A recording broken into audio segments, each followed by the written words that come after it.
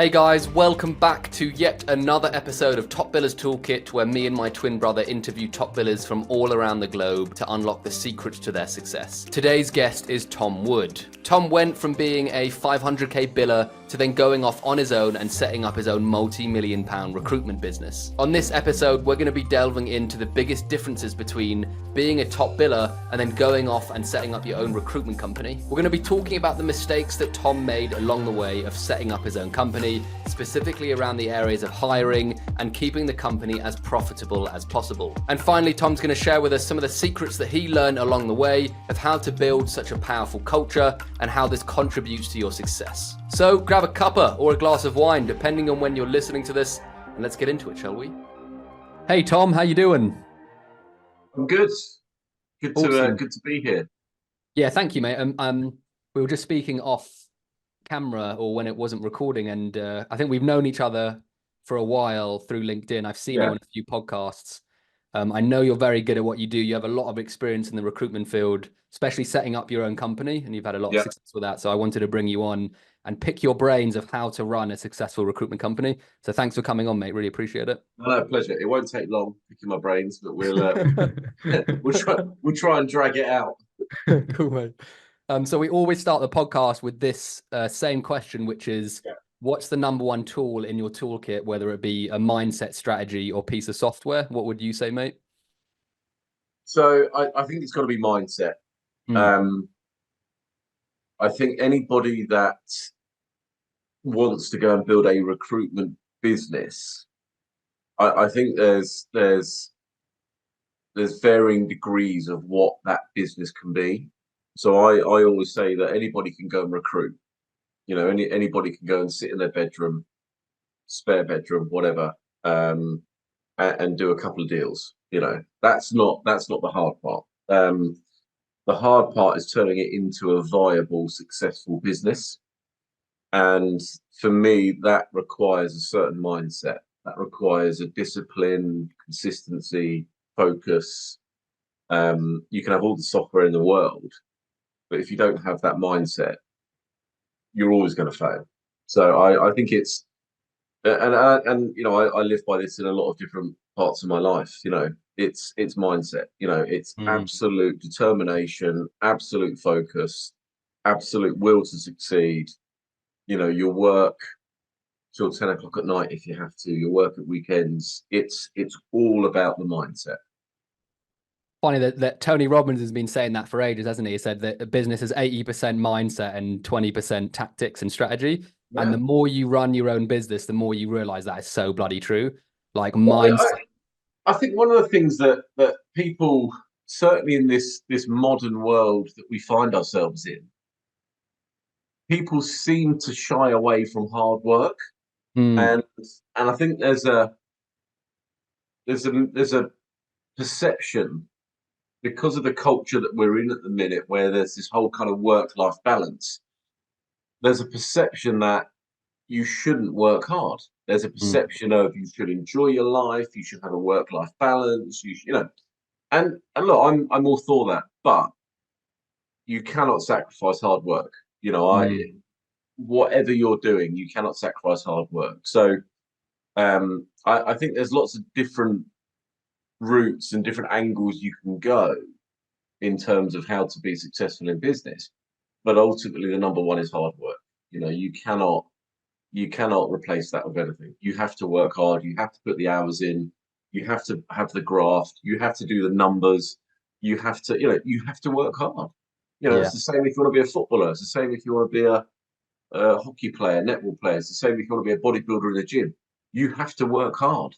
I feel like working hard is just the barrier to entry, because you're not even guaranteed success if you work your arse off, are you? But you'll get a bit closer. But that's like the barrier to entry for me, especially if you're running your own business. I think you can work hard, and ultimately, if you work hard, you will do well. You know, I think there's like anything. You know, if you go into the gym, for example, and you lift enough weights long enough, you will put some muscle on.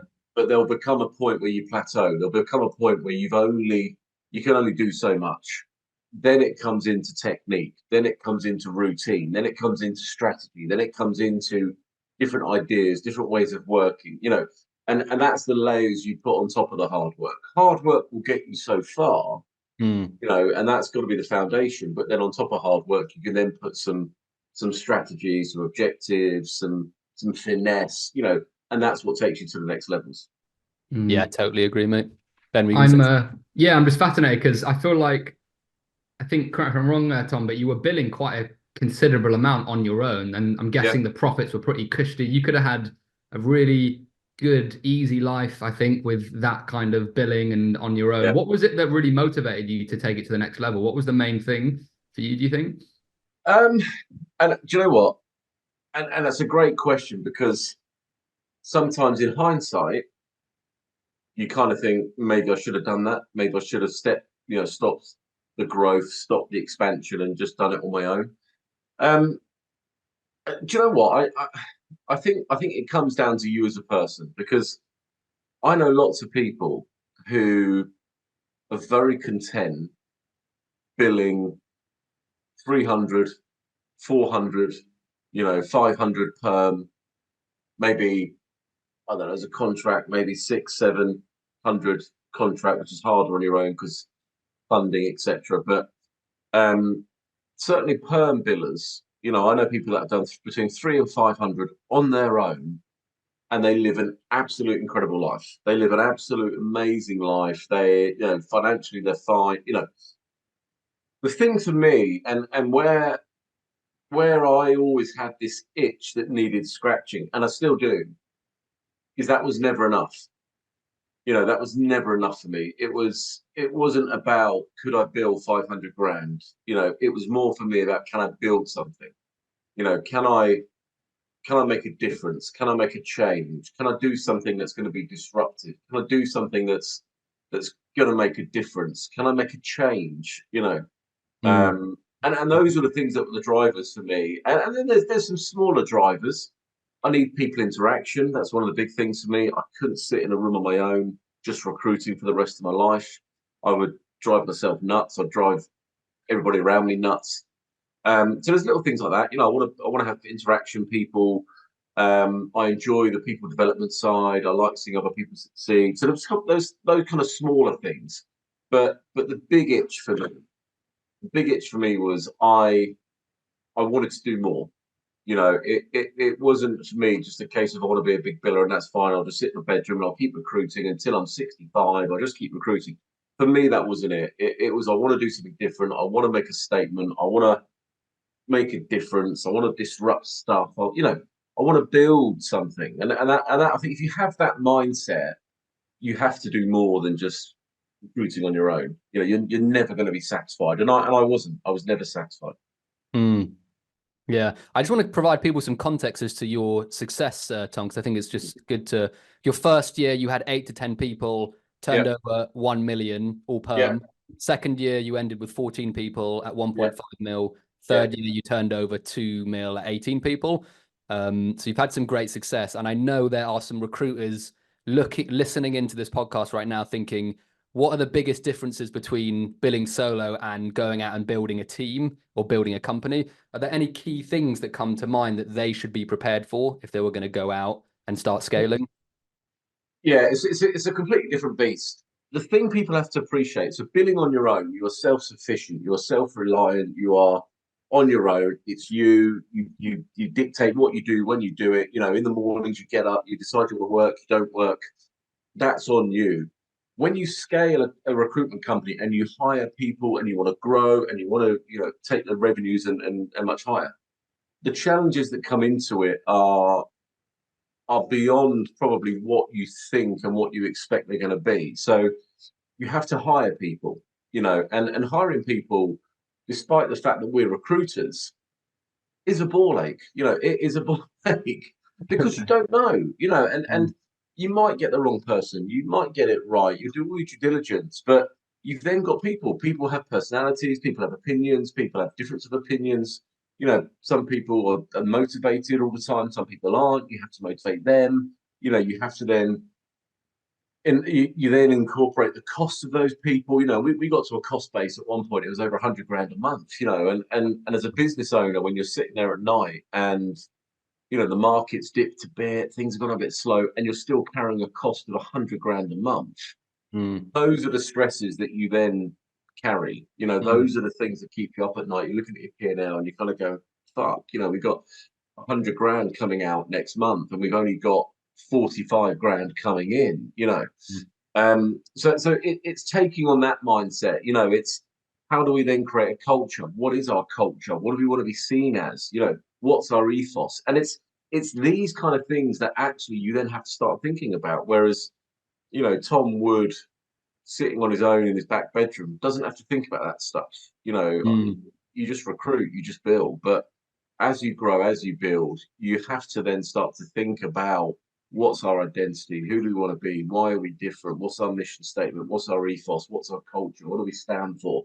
Okay, who am I hiring first and when? Okay, now I've got 4 or 5 recruiters. Okay, let's get some infrastructure right, operations, HR, finance. Okay, systems. We now need to get some better systems in place.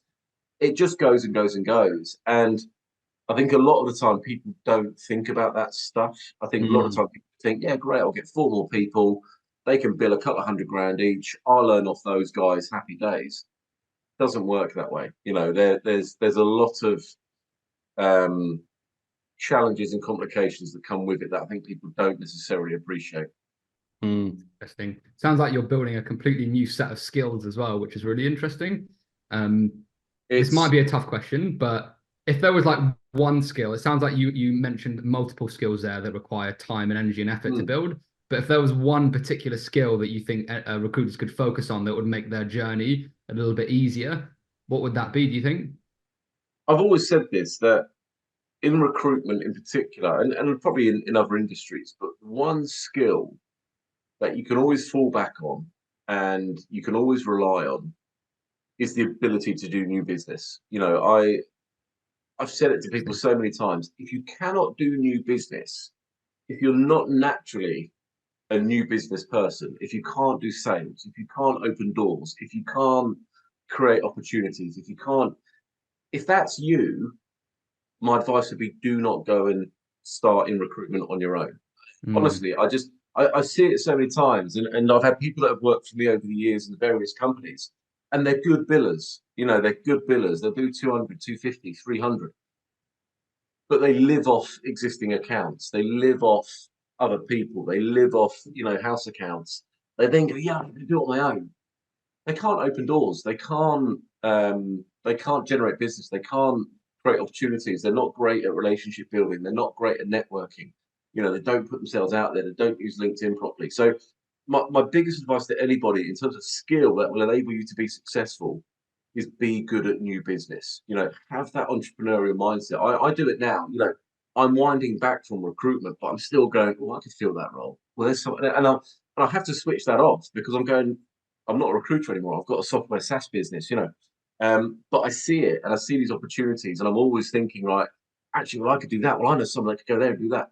You've got to have that mindset. If you don't have that mindset, you're going to struggle, you know. And I think, again, I see people who, again, they can do okay in recruitment, but they do it in a, well, I've got a round peg and there's a round hole. Okay, well, I can put those two together and that will work. To a degree, you can do that. You know, to a degree, you can do that. But you're relying then on all of those things aligning. You're relying on the company coming to you going, can you fill this role? And you go, I know Pete, he's perfect for this role. And you align those two things and you make a placement. That's not always going to be the case. You know, and I think that's where some people have to sometimes go, do you know what? I've got to be more than that. I've got to be entrepreneurial. I've got to be innovative. I've got to be, you know, a salesperson. I've got to be active, proactive. I've got to be on LinkedIn. I've got to be posting. I've got to be networking. I've got to be attending events. I've got to be leveraging our relationships. If you can't do that, do not do it. Simple as that. Stay employed, live off house accounts, take a lesser percentage and live a happy life. If you are that person and you can do that, go and do it, you know. I just had a brain fart. I didn't write this question down, but I just was interested from your perspective, Tom. How do you build a recruitment business that's as profitable as possible? Were there any things that you realized along your journey? It was like, okay, cool, I'm going to do that differently. I'm going to increase profits and make it as profitable as you can.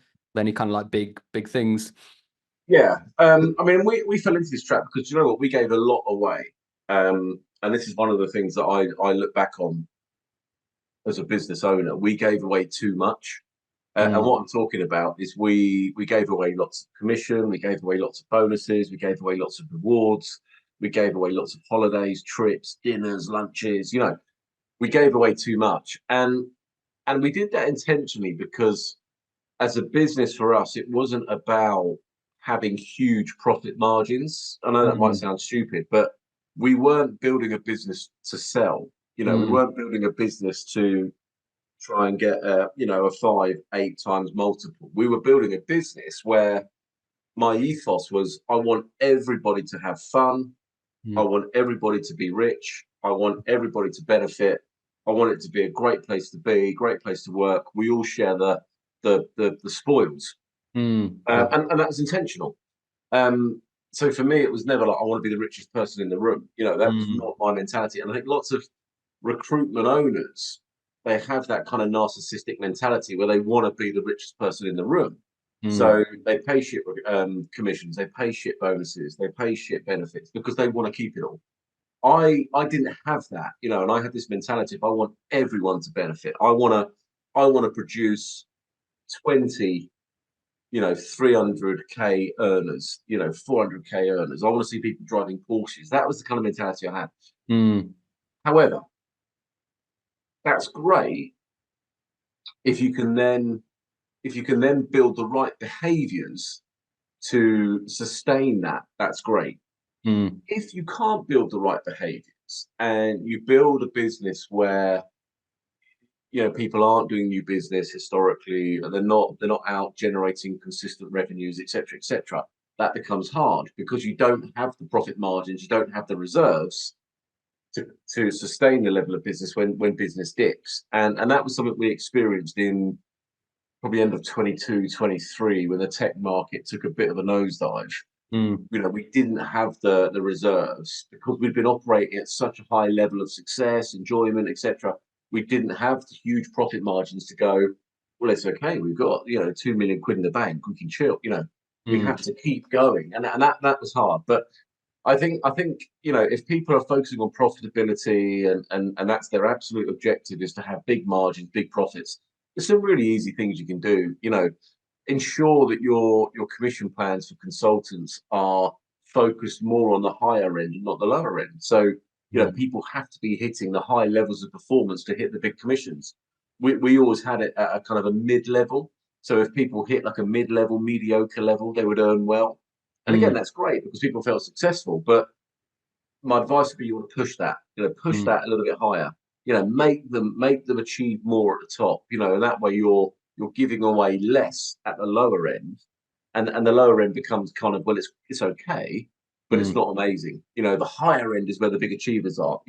Focus your rewards, focus your commissions, your bonuses on the higher end, not the middle end. But equally, drive a mentality of achievement and winning. And I think that's something as well that I would say we didn't always get right, because we created this I wouldn't say entitlement culture, but we created this culture where everybody was doing really well and everyone was benefiting and everyone was having a great time.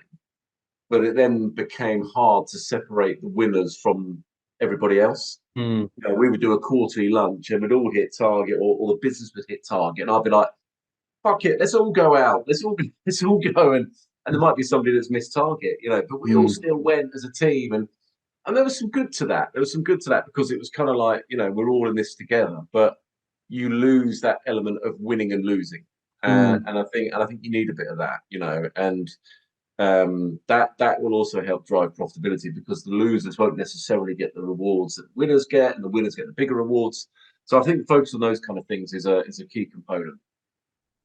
Really interesting, mate. And thanks for being honest. That's really, I would love, there's kind of a good transition to get into hiring, because you were obviously trying to build a very specific culture, one which was kind of maybe a balance between good billers, but people actually enjoying coming to work. And I know from a few other podcasts and listen of you speaking that you're trying to change the perception of recruitment firms in the industry, aren't you? In terms of like, a lot of them are just shitty places to work, and you wanted to kind of change that. So, what were the most important things that you were looking for when you were hiring? would you say? What were like the top things you were looking for Well, in consultants? so I kind of had this ethos when I was hiring, and I still stand by it. I still stand by it today, because some of the people that I hired were brilliant, and they weren't recruiters, by the way. You know, some of the people Oh that wow, we brought in, they weren't recruiters, and that goes back to my previous life when I was employed before I went and set up on my own. So I would hire, and we had a bit of a reputation for this in the early years, but I would hire gym boys, you know, and girls. And we had this bit of reputation, and it was quite funny. I remember through COVID when everybody was working at home, and the Evans Denim lot, you know, we were all in the garden, and we were all like tattooed and shirts off and training, you know, and we created this little bit of a reputation, and everyone's like, "Do you run a gym? Like, what what do you do?" You know, and I was like, "No, we're tech recruiters." Um, but we did that, and you know, we were always in the gym. We went to work in our gym gear. I You love know, that. there was a gym on site. You know, we were always taking pictures in the gym. We trained together. We worked together.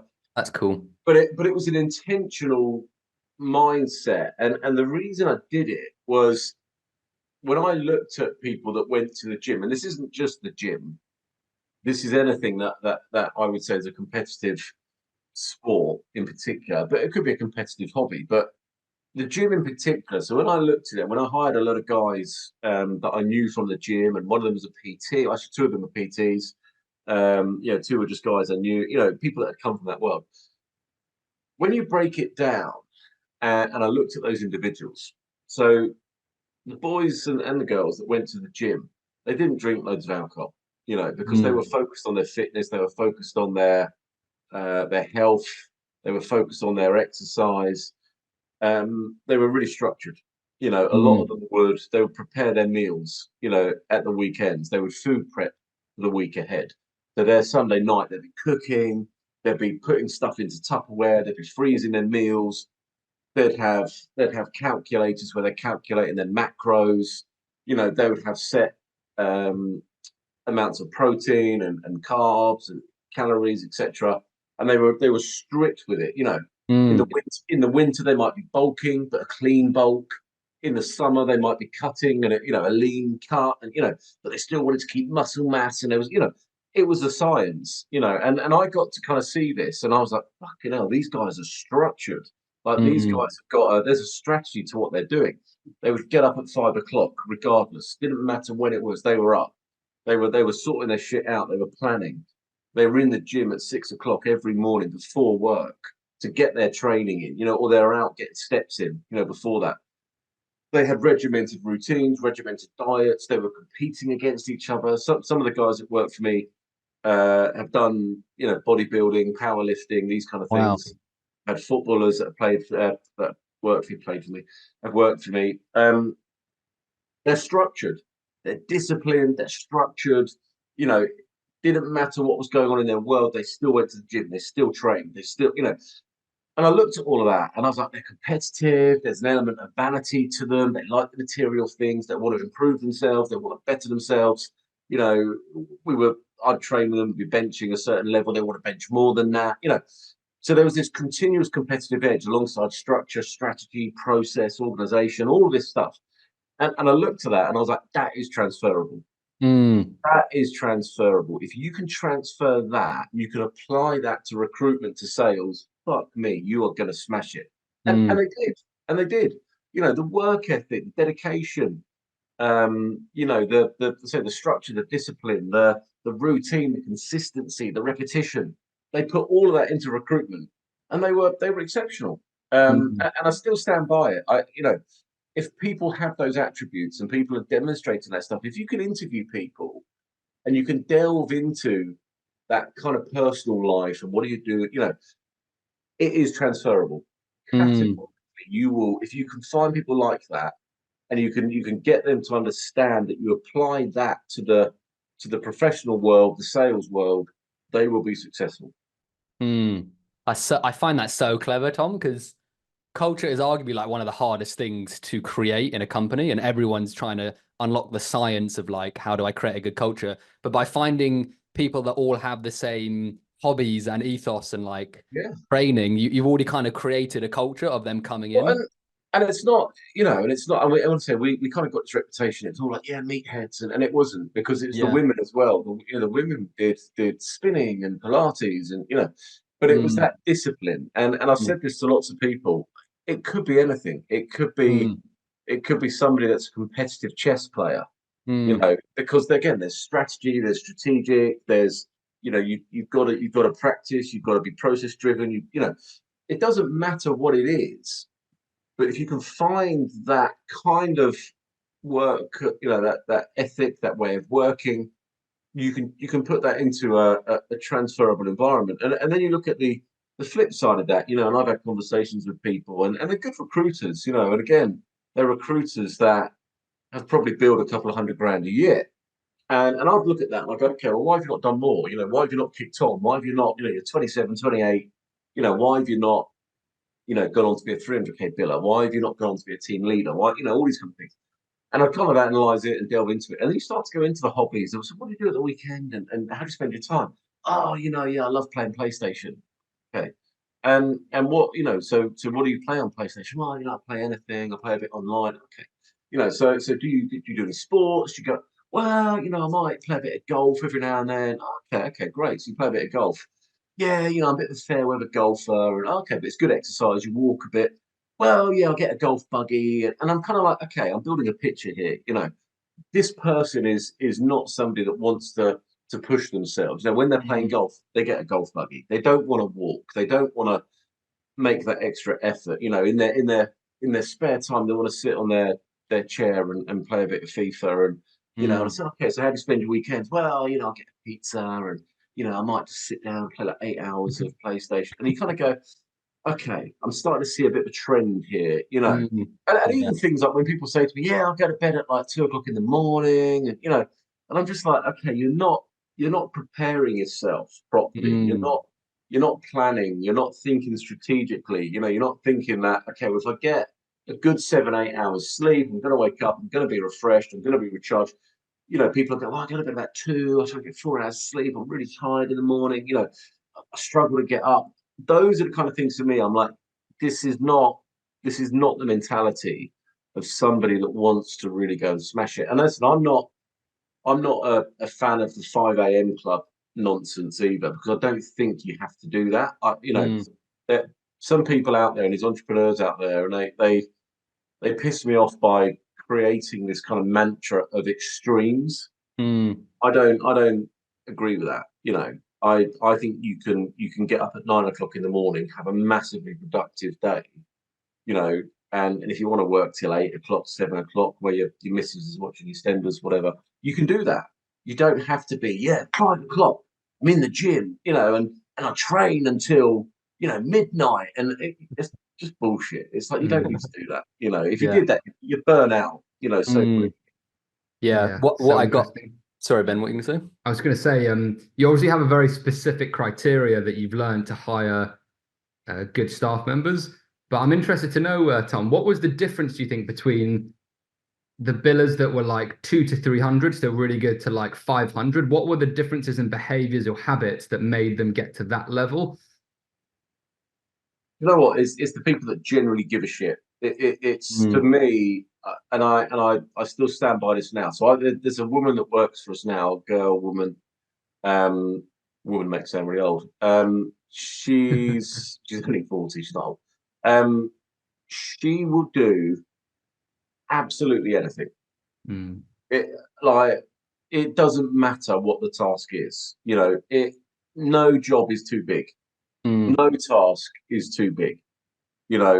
If I said to her, could you do me a favor? Like, can you go up to Scotland and just go and pick me up a CV and bring it back, because I really need that. She'd be like, yeah, fine. Nothing is too big. And for me, those people are worth their weight in gold. And they're the people for me that will just take your company to the next level. People that are selfish and are out for themselves will take you so far, because their greed, their personal greed, will take you so far, because generally they just want to earn as much money as possible. They don't give a shit about you. They don't give a shit about the company. They just want to earn as much money as possible. They will take you so far. The risk with those people is, are they going to be loyal? Are they going to stick around? When the going gets tough, are they going to be there? Are they going to have you back when you need it? You know, if the market starts to dip, are they going to be the first ones that bail because they think the grass is greener? You've always got that risk with them. You have to have some of them, but you have to offset and balance with the people that will be with you in the trenches. You know, the people that will just, I don't give a shit, I'm with you. You know, I'm on this journey. I'll do whatever you want me to do. You know, I'll fight with you. I'll fucking, we'll do this together. You need those people. They're the people that are really hard to find. You know, they're the people that are just, I've probably had a handful of them in my career over the years. And when you get those people, you got to cling on to them, pay them money, give them. There's a great structure that I'm really bought into, which is around the unexpected bonuses. So everyone's like, oh yeah, you know, company discretion and 10%, 20% bonus. Company discretion, I don't give a shit. They are expecting that bonus. They expect that bonus, and they are sitting there at the end of the year. They want that bonus, regardless of how they work, perform, whatever. Remove that shit out of the way and just go, right. It is a spontaneous bonus structure. If I feel you deserve it, I will pay you a bonus. Simple as that. You don't know when it's coming. You don't know how much it's going to be. Basically, you have to be on your A game all the freaking time, and I will drop a bonus on you, or I won't if I don't feel you deserved it. Have that mentality with some of those people that are just, they will have your back, and reward them. You know, pay them out the blue, £5 bonus. The level of appreciation, the level of gratitude from those people when you drop a 5K bonus, a 2K bonus, when they didn't expect it. You go and drop that on them, you've got them for life. That's so cool. Interesting. Got them for life. And I just think you have to do that with those kind of people, because they will, when the shit hits the fan, when the markets dip, when everything starts to go wrong, they're still there. And those people are just, let's say this girl that works for us, Amy, I don't mind sharing her name, you know, she will do anything, and she's just, you couldn't ask for a better employee. And she doesn't earn loads of money, you know, but she gives a shit. And like I say, she's the sort of person for me that, you know, I will drop those spontaneous bonuses on her. I've told her now, but I'll drop them on her. You know, we'll keep rewarding her, we'll keep supporting her, because she does for us. And I think those are the people that you've got to cling on to. Love that, Tom. That's so cool. Kind of goes on to my next question, which, I mean, this might tie into it, but do you have in mind when you made a hire that was there one hire that was the most game changing while you were kind of on the rise? Was there one hire that was like, oh my God, this person has brought all the pieces together, or this person's really made a huge impact on the systems or the processes or the billing? Yeah, there was. And it was unexpected, actually. Oh, There was a couple of guys that worked for me previously, and they were lovely guys. And you know, I've got huge admiration, respect for them. They don't work for me anymore. They've gone off to do their own thing. So obviously, we've now gone in a different direction. They worked for me previously, and they were okay. You know, they were nice lads, and I really liked them, and I always got on with them. And you know, it's one of those that I always kind of said, you know, yeah, if I can take those guys at some point, I'll take them. But they were very, very middle of the road. You know, they were very like, yeah, they'll do a number. But they're probably guys that I'm going to have to supplement. They're probably guys that I'm going to have to give them the accounts. I'm going to have to give them the revenue, you know, but they're solid guys, you know. So I brought them in, Jake and George. And again, I don't mind sharing their names. I brought them in, and when they first came in, it was kind of one of those. We were like, we don't really know what you're going to do, but you're good lads, and you know, just come and work for me, and we'll work it out, you know. Anyway, probably 3 months in, they said to me, right, we want to build a ServiceNow practice. And I was kind of like, I don't really know what ServiceNow is. I don't really understand it, you know, but look, I like you guys. If you think there's a market there, you know, kind of build a market case, build a business case. Let's look at it. I'll back you, and we'll go and do it. Anyway, they went away, did a lot of research, built this business case, came back to me, and were like, yeah, this is it. You know, we can do this.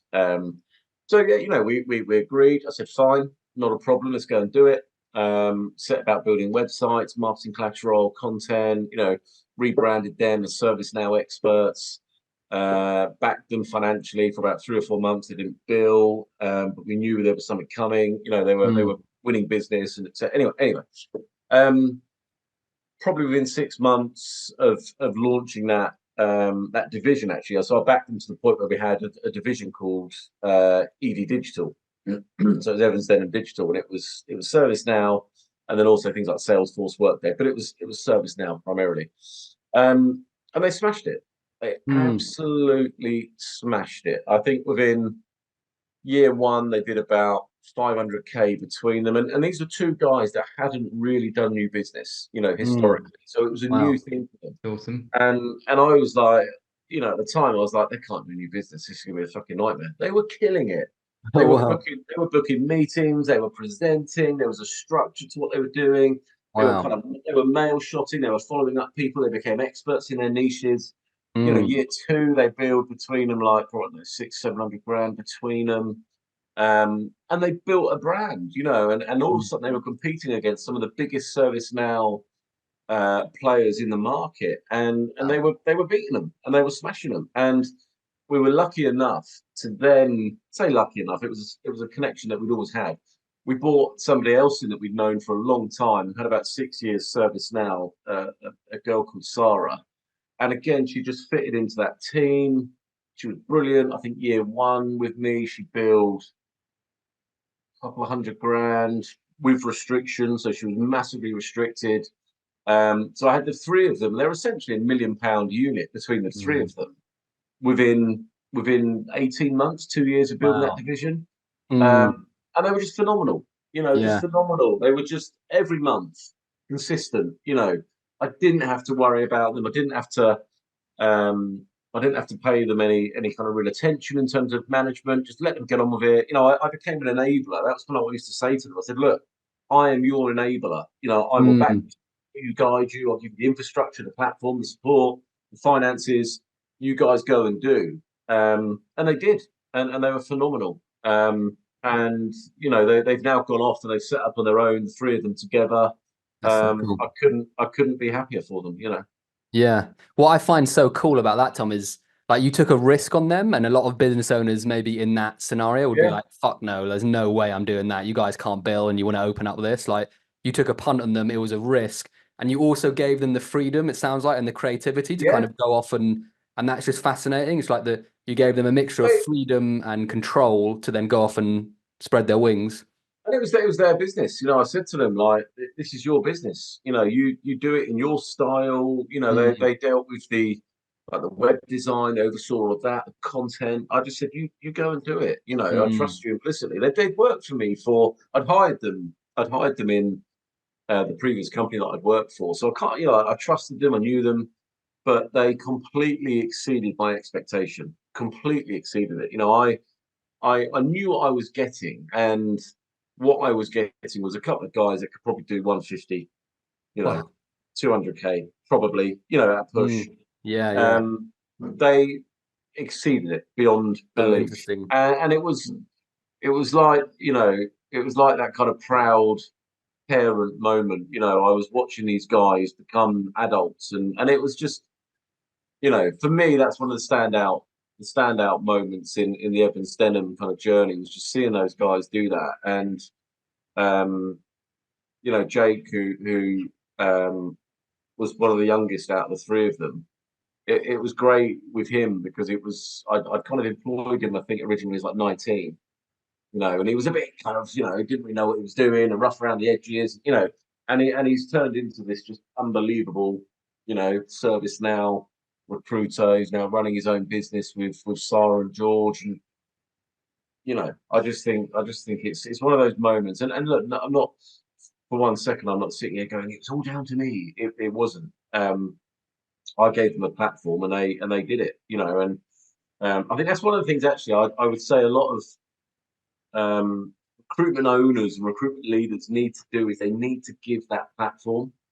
Mm, Um, it's very easy sometimes for business owners and recruitment company owners to kind of go, well, this is what we do. and you need to conform to that, and you need to fit into that, and you need to do what we do. And I think in doing that, you're restricting people, but giving people a platform and going, just go and do it.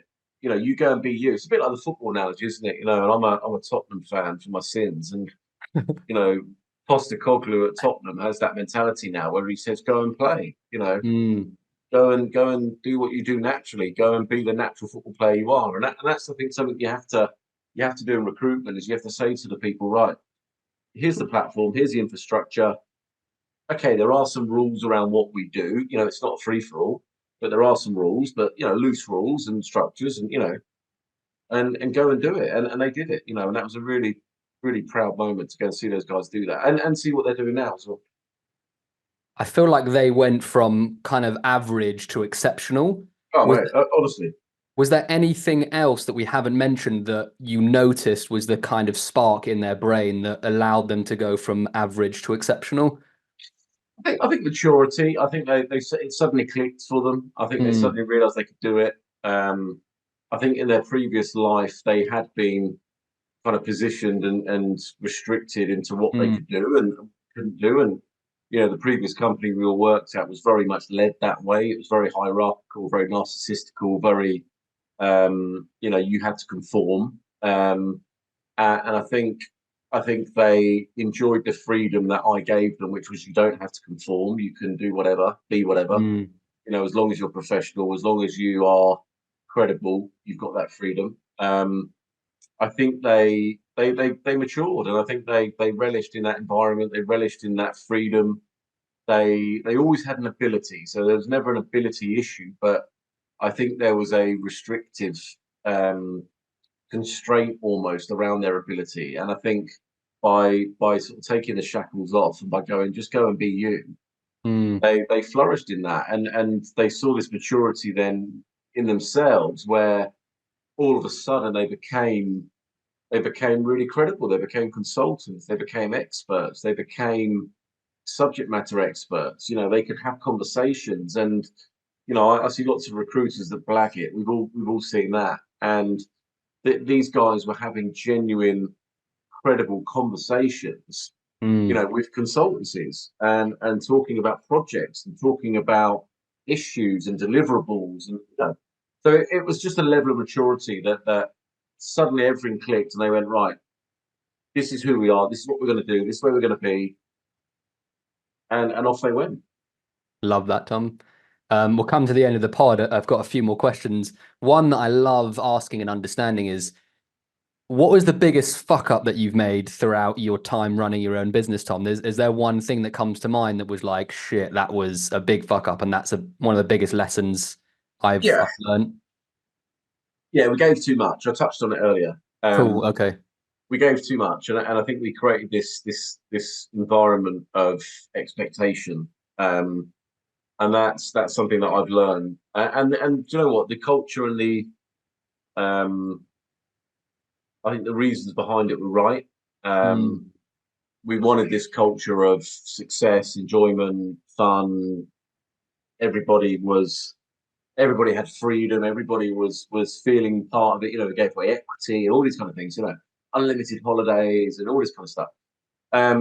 But what we created, unfortunately, and it's on me really, was we created this level of expectation. And that's hard. And one of the things I always say is, when you create that level of expectation and you create that level of entitlement, and I don't say that entitlement to be negative about the people that work for us, because I created that entitlement culture. But when you've created that, it's very hard then to pull it back. Yeah. And we could see that was happening. We could see that the level of expectation was too high. The expectation of, well, we're going to have a $3,000 lunch at the at the Me Hotel, and why aren't we going to have that? That level of expectation was there. Well, it'll be all right. Well, Tom will pay for that, and so that level of expectation was there, and I created it, and I set that parameters, and I set that kind of ethos. When times get hard, so when in 22, back into 22 and going into 23, when lots of recessions and redundancies, and hiring freezes kicked in the tech space, it's then really hard to say to a group of 20 people, okay, we're not doing that anymore. Like you now have to work. Like you have to work for that. You have to really bust your balls. And that becomes really hard then, because you're changing the culture. You're changing this culture that you've created and you've kind of nurtured and fostered. And and that was my biggest fuck up, I think, in the sense that we gave too much too soon. We gave too much too soon. So there was no, people talk about dopamine and having that kind of dopamine hit and all that kind of. We never created that, because do you know what? You just had to turn up. You turned up. Go and fucking play the Xbox. Go and chill. Want to work from home? Go and work from home. You want to start at 10 o'clock in the morning? Start at 10 o'clock in the morning. Let's go to the gym. Go to the gym with the CEO and let's have a laugh. And we created that, and it was great. And do you know what? For a period of time, it was absolutely great. But in hindsight, we just gave too much, and it was great when the market was on our side. When the market went the other way, you've then got to change that culture, and you've got to introduce different strategies and different metrics, and it becomes harder. So hard then to get the people to buy into that, because they're kind of going like, whoa, why is Tom being a prick all of a sudden? Do you know what I mean? And it's really hard then. So that for me is the biggest fuck up. We gave too much too early. If there was, thanks for sharing, Tom. That's really interesting. If there was like a solo recruiter who is about to make the first 2 to 3 hires, and you could give them advice on what that commission structure would look like, could you be a bit more specific and just maybe lay out what would you pay them, or what would the commission structure look like in terms of structure? When would they get a bonus? How many times would you take them out for lunch? Because I'm guessing some people are thinking, okay, get what you're saying, but I don't know how to practically apply that, if that makes sense. Yeah. I mean, interestingly, I met a guy who used to work for me, who's now set up on his own. I met him this week. Just bumped into him, and he's the other way.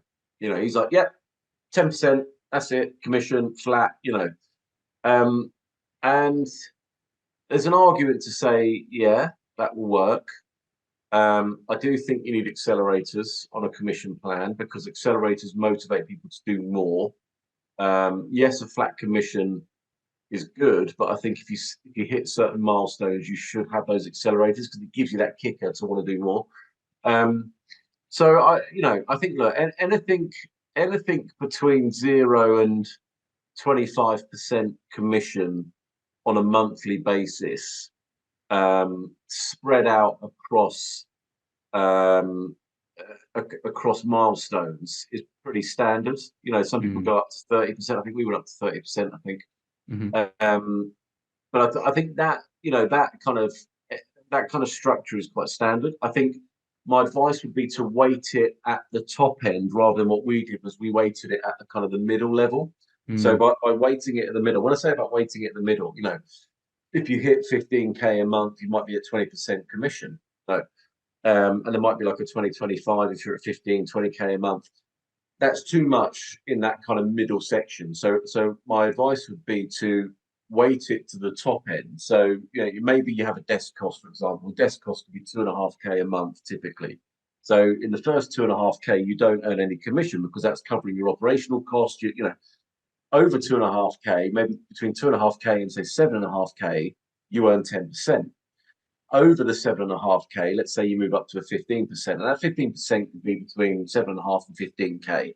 So you're kind of 15%, maybe 12.5%, that kind of level there. When you go over 15K a month, you can then go, right, we're now into 17, 18, push it up to 20 at maybe 20K, upwards and upwards. So those are the kind of structures that I think would be more sustainable. We weighted it too much in the middle. So we were like, 15K, 25%. Everyone's like, fucking hell, and it was great. It was great, but it then created this culture of, we don't really need to do 30K, we don't need to do 40K, The ones that did. I mean, don't get me wrong, Jake, George, Sarah, fuck me, they did 30, 40, 50, in some months 60K. I think I paid them. Wow. I think one month I paid them like 27, 28 grand or something. So they saw the mentality in it. But yeah, I think have a commission structure that's weighted at the top end, not the bottom or middle. Put a desk cost in, 2.5K a month, that covers your costs, and then start it about 10%, until you get to say 15K a month, and then you can go kind of 15 above, just be sensible with it. And quarterly bonuses, you'll have it. Say you do 15K a month, you're at 45K a quarter. Set a bonus at 5 or 6% over the quarterly number. So if your quarterly number is 45K and you do 55K, you're going to get 5 or 6% of the 10K over the quarterly number. So again, you're not double bubbling on the commission.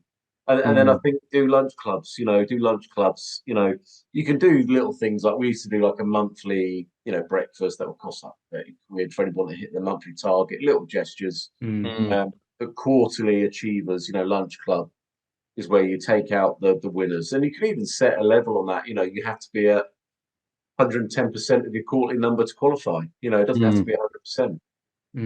So just push the bar.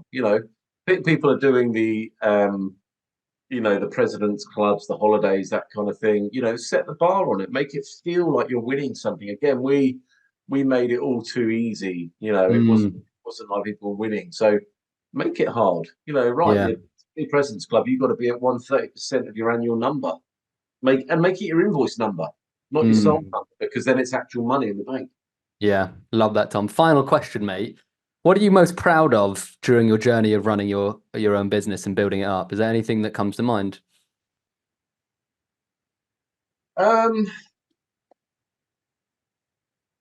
I'm never happy ever, and this is one of the things that I know about me. I'm never happy. So I could have the best quarter. So our best quarters, we were doing like 600 grand a quarter, smashing it, absolutely smashing. And I was never happy, and I never celebrated. And I was then looking at the next quarter. I was stressing out the next quarter. Right, and we go, we need to now do 700.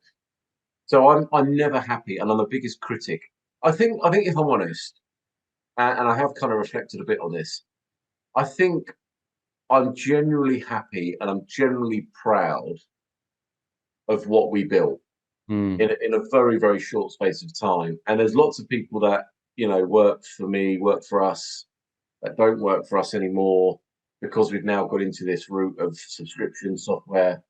I generally look back on it, and there was probably a 6-month period, probably I would say beginning of 22. So I'd say the first 6 months of 22, it was just brilliant. The culture was great. We had really good people. We had really good teams. We were smashing numbers. We had 60 or 70 billing clients. We were having loads of fun. We were making the industry stand up and take notice of us. People were paranoid about what we were doing because the growth was so quick. The culture, the work ethic, just everything. If there was I'd say the first 6 months of 22, we had it nailed, and it was great. And people were earning shitloads of money. And again, I go back to Jake, George, Sarah. There's some others, Scott. They bought houses. Wow. These were guys that were renting. Wow. And they bought houses. And they got really nice cars. And they went out and bought Rolexes. And it was that kind of thing. I used to look at that and I was like, this is why I'm doing this. That's wicked. This is, and it was funny because I remember at the time I wasn't fucking wearing a Rolex. I wasn't driving the brand new bloody M4 Sport BMW. Do you know what I mean? But it didn't matter. It didn't matter. It was, for me, I've earned 150 grand a year. I've earned 170 grand a year. I've kind of had that. And for me, it was like, do you know what? I'm really enjoying seeing what these guys are doing. And I said, they bought houses, they were getting cars, they were getting married, they were wearing Rolexes. It was just, for me, that was it. And that was the moment. And I look at that and I go, yeah, that's what made it worthwhile. Awesome. And and that for me was there was a point when I saw that and I was like, yeah, this is everything I wanted. That's so cool. Perfect note to end the podcast. May, it's been an absolute pleasure speaking to you. Thank you so much for coming on and so much wisdom for other people that want to run a successful business. It's Really Yeah. valuable. Thank you, mate. Do you know what? It's a journey, and I think if people go into it naively, they can fail. But I think also people need to be honest with it. It's difficult. It's hard. You don't get it right, and I'm learning lots all the time. I'm launching in a whole new different direction now, and a lot of what I did in the Evans Denim world, I'm taking into this world. And biggest advice, so I'll end it on this. Biggest advice to anybody is it's okay to fail, but fail quickly. And that's my biggest advice to anybody that's watching this. Fail quickly. And when you fail quickly, understand why you failed and learn from that failure. That's my biggest advice. If you keep failing and you keep failing for the same reasons, that's insanity. If you're gonna fail quick. Nothing wrong with failing. I failed loads of times, but I failed quickly and I learned from it and understood why I failed, and I changed it moving forward. Hey guys, thanks for tuning in to this episode. If you enjoyed it, please don't forget to subscribe on YouTube and Spotify. Tune in for another episode next week, and we look forward to seeing you again very soon. Peace and love.